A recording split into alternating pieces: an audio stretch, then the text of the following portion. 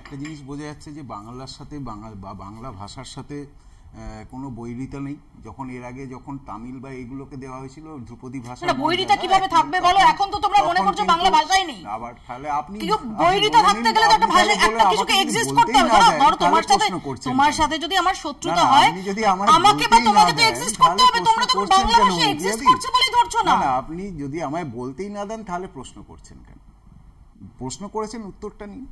যে এর আগে যখন কংগ্রেস আমলে, ইউপিএ আমলে যখন কিছু ভাষাকে ধ্রুপদী ভাষার মর্যাদা দেওয়া হয়, সেই সরকারে মমতা ব্যানার্জিও ছিলেন, তখন কিন্তু বাংলা ভাষাকে দেওয়া হয়নি এবং তখন বাংলা ভাষার জন্য কোনো আন্দোলন মমতা ব্যানার্জিকে করতে দেখা যায়।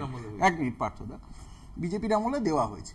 দ্বিতীয় কথা, ভাষার কিছু নিজস্ব চলন আছে। আজকে ধরুন প্রসূনবাবু বা আমাদের সব্যসাচী বাবু, এনারা যদি ভোটে দাঁড়ান, আমরা বলবো যে আপনাদের শুভেচ্ছা রইল আপনাদের জন্য। আমরা বলবো না যে আপনাদের শুভনন্দন জানালাম, একটা জোর একটা শব্দ বানিয়ে ঢোকাবো না। আবার যদি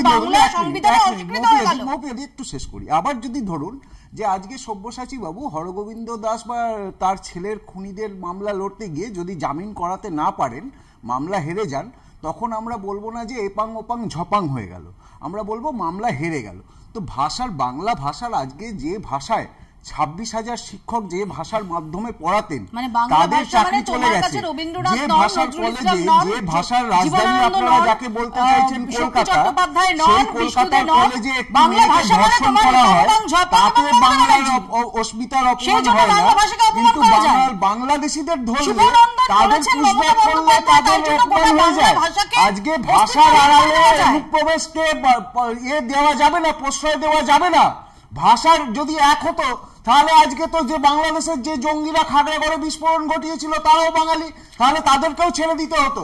ভাষার আড়ালে অনুপ্রবেশ এবং জঙ্গিবাদকে প্রশ্রয় দেওয়া যাবে না। আজকে যারা বাংলাদেশি রোহিঙ্গা যারা ওধার থেকে এসে ঢুকেছে, তাদেরকে পুশব্যাক করা হবে এবং তাদেরকে বার করা হবে। তাদের তৃণমূল যতই বাঁচানোর চেষ্টা করুক, কোনো লাভ হবে না। এবং আর একটা জিনিস বেশ মজার লাগলো, শশী পাঁজা তিনি প্রতিবাদ করলেন, প্রতিবাদটা বাংলা ভাষায় নয়, তিনি হিন্দিতে করলেন এবং দেখলাম আজকাল হর্ষবর্ধন নেওটিয়া বা সঞ্জীব গোয়েঙ্কাদের সাথে মিশে বেশ ভালোই হিন্দি বলছেন। তো এটা ভালো। আজকে যে সিপিএম এত কথা বলছে, তারা একসময় শ্যামাপ্রসাদ মুখার্জিকে বলতো সাম্প্রদায়িক, এখনো বলে। শ্যামাপ্রসাদ মুখার্জি কি বাঙালি ছিলেন না? আজকে যে বাংলায় জ্যোতি বসু, প্রমোদ দাশগুপ্তরা ওপার বাংলা থেকে চলে এসে এখানে রাজনীতি করলেন, সেই বাংলাটাই তো শ্যামাপ্রসাদ। আপনি আন্দামানের জেলের, আর একটা লাস্ট লাইন, আপনি আন্দামানের জেলের কয়েকদিনের কথা বললেন, সেলুলার জেলের। ওই সেলুলার জেলে একজন থাকতেন উল্লাসকর দত্ত, তিনি স্বাধীনতার পরে নিজের গ্রামে ফিরে গিয়ে কুমিল্লায় থাকতে পারেননি, তাকে এসে এখানে উদ্বাস্তু হয়ে থাকতে হয়েছিল আসামে এবং তারপরে কলকাতায়। সেই বাঙালিদের কথা কে বলবে? তাদেরকে যারা তাড়িয়েছে, তারা আজকে এখানে এসে ঢুকে তৃণমূলের ভোট ব্যাংক হবে, সেটা মেনে নিতে হবে, এটা হবে না।